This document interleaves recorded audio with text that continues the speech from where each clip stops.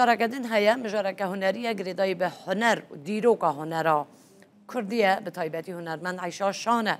گورا عایشه شان هنرمند باکوری کردستان پشتی 29 سالان با آمده هاته و گوستن ایرو دمجمیر 10 سر سبه باخی هات اسپاردن شارداری باجار مزین یا آمده باکوری کردستان الی سر تورا جواکی ایکس بلاف کریه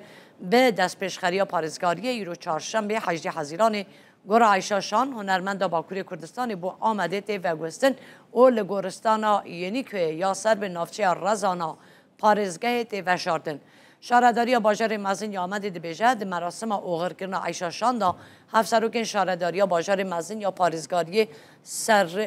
سرابوجاک و دوان خاتون آماده دبن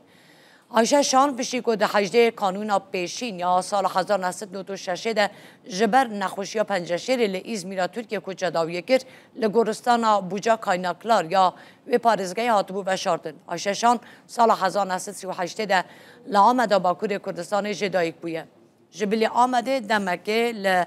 دیلو کو استانبول جیمایه پشت لآلمانیا پشت جیل بغداد لرادیو بغداد دا بناو عایشان علی استراند گوتن استرانوی هری بناو دنگجی دایی که لوکه و هر وها یک دو استرانوی اجدنی لیل خزاله یعنی گلک استران عایشه شان هیا که حتی نهاشی تینه گوهداری کرد